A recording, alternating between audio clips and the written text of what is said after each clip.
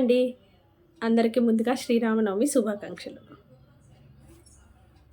ఇంకా ఫెస్టివల్ అంటే మనకి ఫస్ట్ ఇంపార్టెంట్ అయింది మామిడాకులు. ఈ మామిడాకులు నేను ఈవినింగే తెచ్చి ఉంచాననమాట. సో ఫ్రెష్గా కడిగి పెట్టేసి ఇలా ఆరబెట్టేసాను అనమాట. ఇంకా వీటిని మా ఆయన గుమ్మాల దగ్గర అన్ని అలమార్లు గుమ్మాలు ఉంటాయి కదా, వాటి దగ్గర అంతా పెట్టి చేస్తాను. అండ్ దెన్ నెక్స్ట్ వచ్చేసి ఇంకా కర్రీకి వచ్చి క్యాబేజీ పచ్చిమిర్చి తరిగించాను. నెక్స్ట్ మునక్కాయ సాంబారు, పప్పుచారు ఇలా చేద్దామని. అండ్ ఇంకా పులుసు చారుకొచ్చి చింతపండు అయితే నానబెట్టి ఉంచాను. ఇంకా ఫస్ట్ మనకి ఇక శ్రీరామనవమి అనగానే మనకి ఫస్ట్ ఇంపార్టెంట్ ప్రసాదం అనమాట పానకము. దానికి నేను బెల్లం బాగా తురుము పెట్టేశాను అనమాట. మార్నింగే ఫ్రెష్ అప్ అవ్వగానే తురిమేసి దాంట్లో కొంచెం ఇలా ఒక 1.5 అంటే మా ఇంట్లో బాగా తాగుతాం కాబట్టి ఒక 3 గ్లాస్ ఆఫ్ వాటర్ అలా పోసించి పక్కన పెట్టేశాను. సో నెక్స్ట్ వచ్చేసి ఇంకా వడపప్పుకి వచ్చి పెసరపప్పు మా ఇంట్లో అస్సలు నాటలోడు, జస్ట్ ఒక కొంచెం తీసుకొచ్చాను అనమాట ఇంక దేవుడి కోసం అనేసి. ఆ ఒక రవ్వ బాగా వాష్ చేసేసి దీన్ని కూడా నానబెట్టి ఉంచాను. ఇంకా పానకానికి వచ్చి యాలకులు, లైట్గా మిరియాలు మనము బాగా రబ్ చేసుకోవాలి కదా, దానికనేసి నేను ఇక్కడ చిన్న రోలు ఉంటే దాంట్లోనే కొట్టుకున్నాను అనమాట మంచిగా. అంటే మరీ మెత్తగా అవ్వక్కర్లేదు, జస్ట్ అలా కొట్టి ఉంచితే చాలన్నమాట. సో అందుకనేసి నేను లైట్గా ఇలా స్మాష్ చేసేసి నేను ఇంకా పానకంలో వేద్దామనేసి ఇక్కడ రెడీ చేస్తున్నాను. సో నెక్స్ట్ వచ్చేసి ఇక్కడ చెప్పాను కదా పానకానికి వేస్తున్నానని దొడ్డు. ఇక్కడ నేను చెప్పాను ఇంకా ఫ్రెష్ కూడా అవ్వలేదన్నమాట. నేనైతే జస్ట్ అలా ఫ్రెష్ అప్ అయ్యేసి వచ్చేసి ఇంకా అక్కడ వంటకి, భోజనాలకి, టిఫిన్కి అన్నీ దేవుడి దగ్గర ప్రసాదాలు అన్నీ రెడీ చేస్తున్నాను. ఇంకా పానకం అయితే రెడీ అయిపోయింది. వడపప్పు కూడా ఆల్మోస్ట్ రెడీ అయిపోతుంది. ఒక 10 మినిట్స్ అలా వాటర్లో నానుంచితే. And then more important next వచ్చేసి నీర్మోర్ అనమాట. దీనికి ఈ నీర్మోర్ ఎలా చేయాలంటే మనం కొత్తిమీర, కరివేపాకు, పచ్చిమిర్చి, లిటిల్ బిట్ ఆఫ్ అల్లం అనేది, కొద్దిగా ఉప్పు, నెక్స్ట్ వచ్చేసి మజ్జిగ, ఇవన్నీ ఒక మిక్సీ జార్లో వేసుకొని జస్ట్ ఒక స్మాష్ అయ్యేదాకా మనం గ్రైండ్ చేసుకోవాలన్నమాట మంచిగా.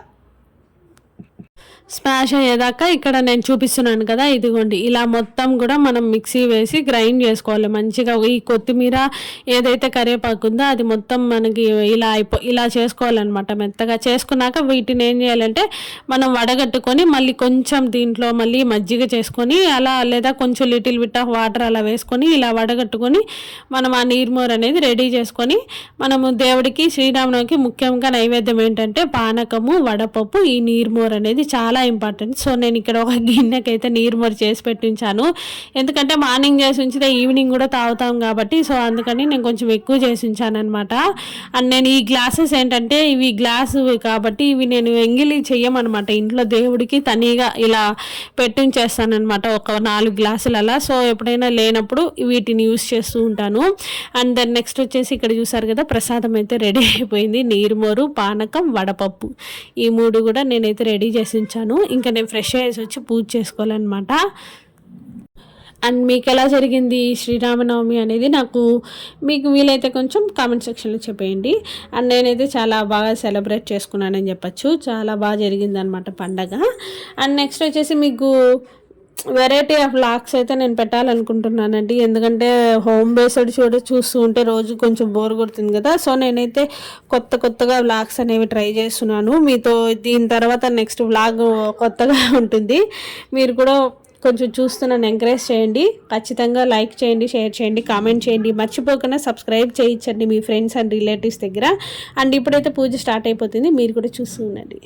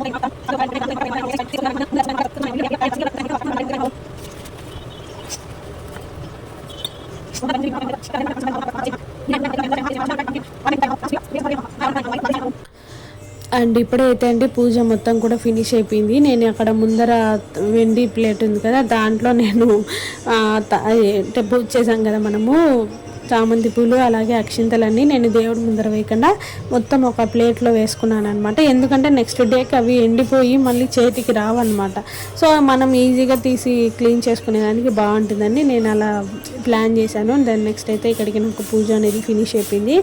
అండ్ హారతి కూడా ఇచ్చేసాను. మీరందరూ కూడా హారతి తీసుకోండి ఇప్పుడు.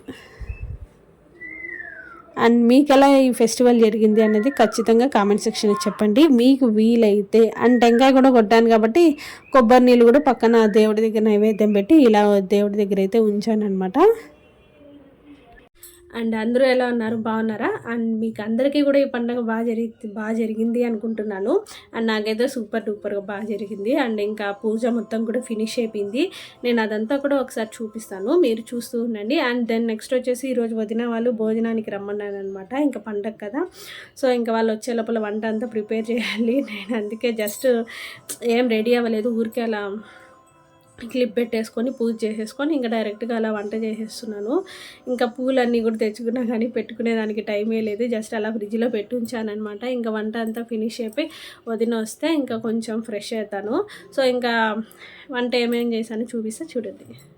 అండ్ ఇప్పుడైతే అండి ఇంకా అన్ని పనులు ఫినిష్ అయిపోయాయి అనమాట. సో ప్రసాదం ఇంట్లో అందరికీ ఇచ్చేసాను. ఇంకా దాని నెక్స్ట్ వచ్చేసి మొత్తం ఖాళీ చేసి క్లీన్ చేసి కడిగి పెట్టించాను. అండ్ వంట వచ్చి ఏం లేదు, జస్ట్ లైక్ సాంబారు అలాగే క్యాబేజీ కూర పప్పుచారు చేశాను అంతే. పప్పుచారు క్యాబేజీ కూర సాంబార్ చేశాను. ఇంకా పానకము నీరుమూరు వడపప్పు ఎలాగో చేస్తాం కాబట్టి సో ఇవి ఒక 3 రకాలు అదొక 3 రకాలు చేసి ఉంచాను అనమాట. దాని రైస్ వచ్చి వేడిగా పెట్టి ఉంచాను. 12:30కి అలా నిదానంగా పెట్టాను, ఎందుకంటే అన్నయ్య వాళ్ళని కూడా భోజనానికి రమ్మన్నాను కదా, సో అందుకని. ఇంకా కడిగిన పాత్రలన్నీ పక్కన కూడా పెట్టించేసాను. అన్ని వర్క్స్ ఫినిష్ అయిపోయాయి అనమాట. సో ఇంకా రూమ్లోకి వెళ్ళి ఏసీ వేసుకొని చల్లగా కూర్చుందాం అనుకున్నా. బట్ ఇక్కడ నేను వడపప్పు తింటూ ఏదో చెప్తున్నాను బై మిస్టేక్. ఇక్కడ ఏంటంటే వాయిస్ కూడా రికార్డ్ అవ్వలేదన్నమాట. అండ్ ఇంతే అండి, ఈ వ్లాగ్ కనుక మీకు నచ్చినట్లయితే లైక్ చేయండి, షేర్ చేయండి, కామెంట్ చేయండి. అండ్ మర్చిపోకుండా సబ్స్క్రైబ్ చేసుకోండి. Don't forget to subscribe. నేను మిమ్మల్ని మళ్ళీ ఒక మంచి వ్లాగ్తో కలుస్తాను, ఓకేనా?